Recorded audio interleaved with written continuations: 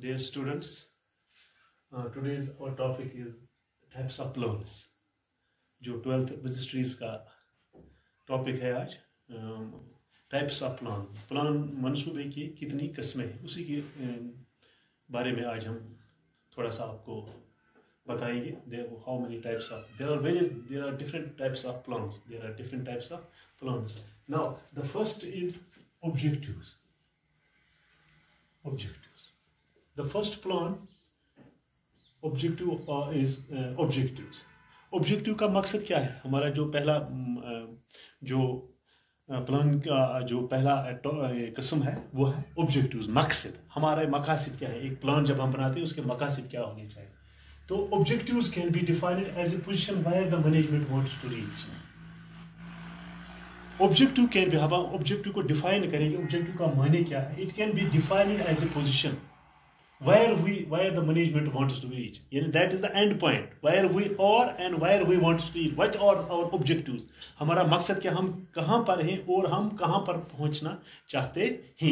What or where we are and where we want to reach. The management wants us to reach a certain target. There is an end point. There are the objectives where we want to reach. Objectives can be defined that it is a position. Now, which position, where we are and where we want to reach. इस वक्त हम कहाँ हैं और हमारा end point क्या है और हमें कहाँ पर पहुँचना. वही है where the management wants to reach. जो management कहाँ पर पहुँचना चाहता है. In future, जो future है, future तो किसी ने देखा, लेकिन हम expect करते हैं कि कल का दिन हमारे लिए ठीक ही होगा. हम future में हम कहाँ पर पहुँचना चाहते हैं. Can be defined, objectives can be defined as a position where the management wants to reach in future. In future, management का objective क्या है, मकसद क्या है, ये कहाँ पर in future में कहाँ पर ये पहुँचना चाहिए. इस वक्त हम कहाँ पर, इस वक्त हम क्या काम कर रहे हैं, इस वक्त हमारा जो प्रॉफिट है वो क्या है और फ्यूचर में हमारा प्रॉफिट क्या होना चाहिए. वही है, can be defined as a position where the management wants to reach in future. These are the ends.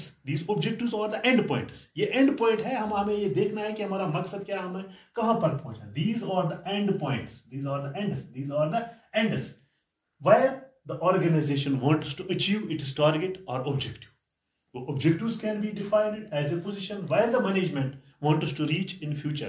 Future में मैनेजमेंट कहाँ पर पहुँचना चाहिए, हम किस जगह पर इस वक्त हैं और हमें कहाँ पर होना चाहिए. मैनेजमेंट को जो हम प्लानर्स होते हैं, जो बनाते हैं, तो वो ये देखते हैं कि हमारा मकसद क्या होना चाहिए, हम इस वक्त कहाँ हैं और हम कहाँ पर पहुँचना चाहिए. यही कहता है these are the ends which the organization wants to achieve through its operations. There are different operations in the business.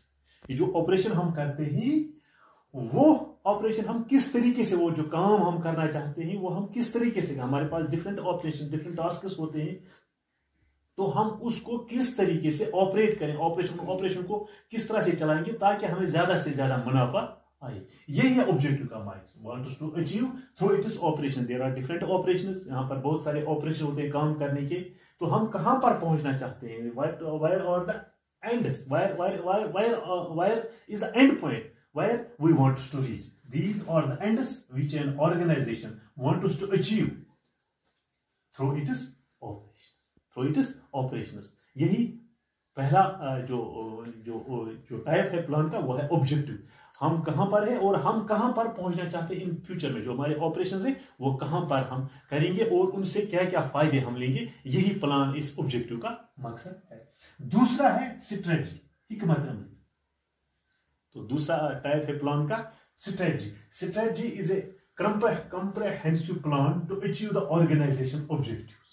Comprehensive is a plan to achieve the organization objective. ये एक comprehensive plan है कि हम किस तरह से organisation का जो ऑब्जेक्टिव है, वो मकासद किस तरह से हम करें. There are long term objective, there are short term objective. Long term objectives, how we can achieve the long term objective, what is our strategy, हमारी हिकमत अमली क्या होनी चाहिए. जो लॉन्ग टर्म ऑब्जेक्टिव्स है, हमारा जो मकासद है, वो हम किस तरह से हासिल कर सकते हैं, ये हम इस स्ट्रेटजी में बताएंगे कि हम किस तरह से वो ऑब्जेक्टिव हासिल करेंगे. लॉन्ग टर्म के लिए या शॉर्ट टर्म ऑब्जेक्टिव के लिए हम हासिल करना चाहते हैं. Adopting a suitable course of action. Adopted a suitable course of action, जो हमारे लिए, जो हम अडॉप्ट करना चाहते हैं, एक सुटेबल कोर्स ऑफ एक्शन जिससे हम ऑर्गेनाइजेशन का ऑब्जेक्टिव जो मैनेजमेंट, जो ऑर्गेनाइजेशन का ऑब्जेक्टिव है वो हम किस तरह से हासिल करना चाहते हैं। Adopting a suitable course of action, जो हमारे लिए सूटेबल है, जिससे हमें ज्यादा से ज्यादा मुनाफा है, जिससे हमारा ऑब्जेक्टिव, जिससे हमारा टारगेट, जिससे हमारा गोल हासिल होना चाहिए, वही हम एडॉप्ट करेंगे। और दूसरा है एलोकेटिंग ऑफ रिसोर्सेज। हमारे पास various resources, how we have to allocate them, हम किस तरह से वो रिसोर्सेज हैं हम किस तरह से उनको यूटिलाइज करेंगे, कम वक्त में ज्यादा से ज्यादा मुनाफा हम उसको उसमें हासिल करना चाहते हैं। क्या allocating of resource, there are various resources, हमारे पास बहुत सारे वसाइल होते हैं, उनको हम किस तरह से बरोई कौर लाएंगे, उनको हम किस तरह से काम में लाएंगे, ताकि जो हमारा टारगेट है, जो हमारा ऑब्जेक्टिव है, वो हम किस तरह से हासिल कर सकें। ये हमारी स्ट्रेटजी होनी चाहिए कि हम इन जो रिसोर्सेज हमारे हैं, जो हमारे पास जो वसाइल हैं, हम किस तरह से इसको बरोई कौर लाएंगे।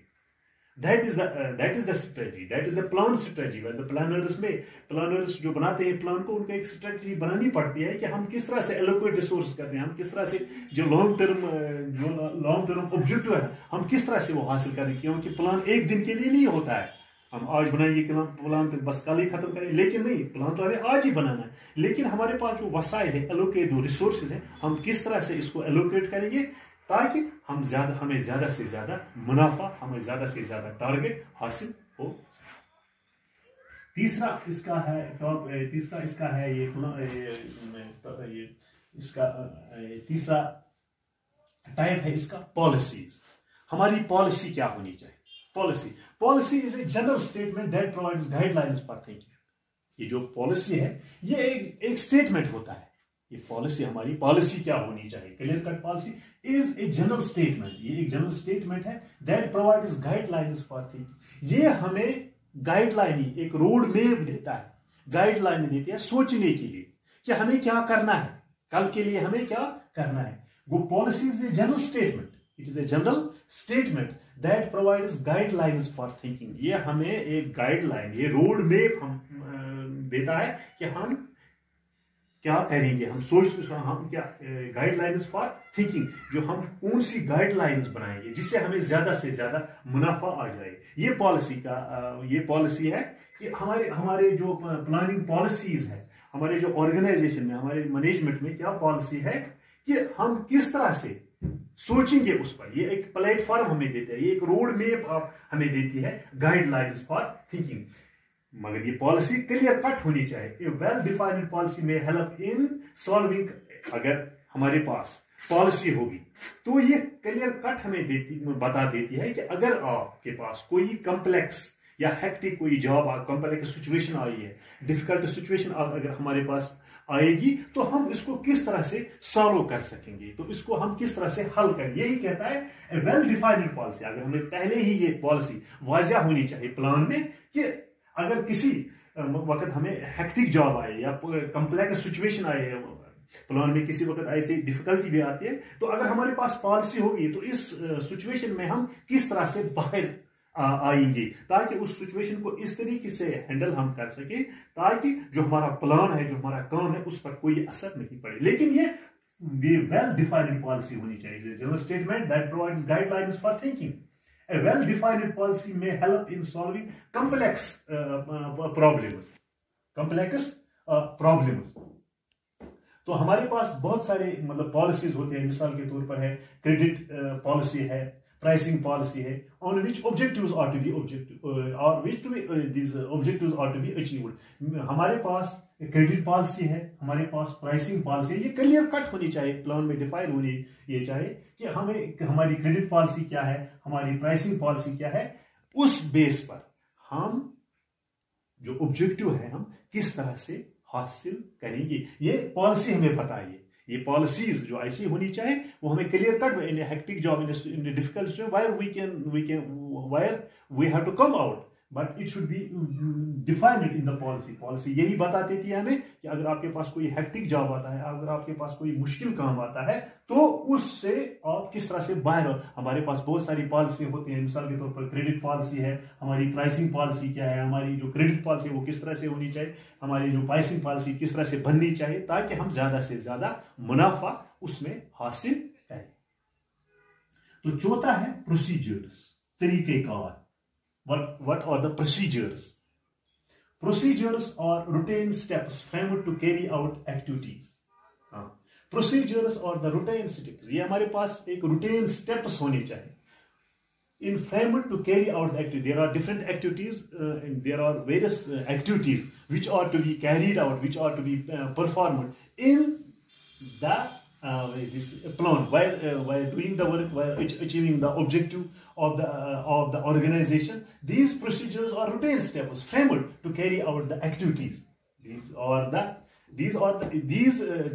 procedures are insiders. These are not for outsiders. These are the insiders. What the procedure we are going to take in carrying out the different activities in the organization. हमारे ऑर्गेनाइजेशन में बहुत सारी एक्टिविटीज, बहुत सारे काम होते हैं. ये प्रोसीजर हमें पता है, तरीकेकार बना, हम इसको इन एक्टिविटीज को किस तरह से चलाएं. इस एक्टिविटीज हम बताते हैं. These are the routine steps framed in the organization to carry out the activities. These are for the insiders. These are for the insiders. Any sort of this जो हमारे मैनेजमेंट, जो हमारे ऑर्गेनाइजेशन में जो employees होते हैं, उनके लिए एक मतलब ये फ्रेमवर्क बनाना पड़ता है कि हम काम किस तरह से करेंगे in order to achieve the objectives या targets या goals. These are the insider adapting to achieve the objectives. These are the routine steps. These are the sort of this routine steps, routine works that how we can achieve the target, how we are going to do that work in order to achieve maximum benefit for the management, for the organization. तो तीसरा क्या है, जो पांचवा क्या है, methods. क्या method हम अपनाएंगे, कौन सा काम करेंगे, किस तरीके से करें, कौन सा मेथड हम अपनाएंगे कि हम उसमें ज्यादा से ज्यादा मुनाफा कमाएंगे. Method specify the way in which a particular task is. Methods क्या है, ये way of doing the work, way of doing the work. हमें कौन सा मेथड अपनाना है, कि particular task is to be done.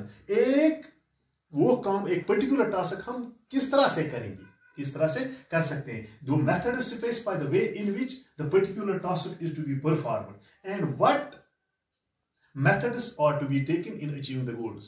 In doing the work, what kind of methods, हम कौन सा तरीके का, हम कौन सा मेथड अपनाएंगे कि हम कौन सा काम किस तरीके से करें. ये मेथड पहले ही दिया होता है. If the method is not for this performer, अगर हम ये मेथड नहीं अपनाएंगे तो इससे हमारा नुकसान भी होगा, इससे हमें फायदा नहीं आएगा. लेकिन हमें वो मेथड अपनाना है, ये पहले इन वर्कर्स को बताना है कि हमें ये मेथड अपनाना है. अगर आप ये मेथड नहीं अपनाओगे, there is a penalty for them.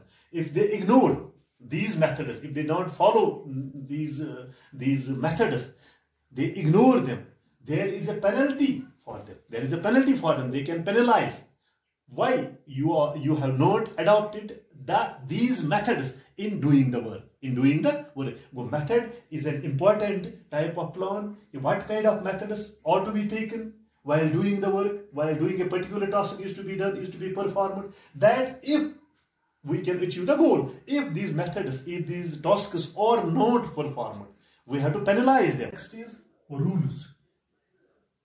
There are certain rules which are given in this plan, that which is to be done and which is not to be done. जो हमें करना है और जो हमें नहीं करना है, ये किस में दिया हुआ होता है, rules. And there are certain rules and regulation that has to be followed, and there are certain rules which are not to be done. What tasks, जो हमें काम करना है और जो काम हमें नहीं करना है, that is known as rules.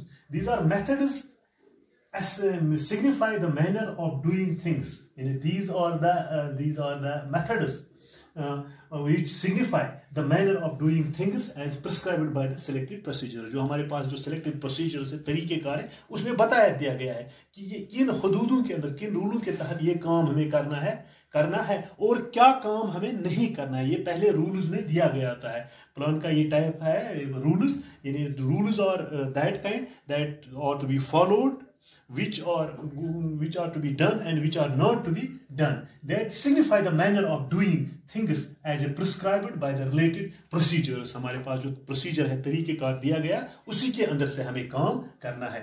They simplify various steps of work. They simplify. There are various steps of work. There are various tasks which are to be performed in the organization. Which tasks are to be done under the rules and which are not to be done. These are clear-cut shows in the rules. Various steps of work. They are more specific and limited in nature. They are more specific and limited in nature. ये है rules. And next है programs. Programs are a solid combination of goals. Then these is solid combination of various goals, policies, procedures, rules, tasks, assignments, steps are to be taken. There is a clear-cut program.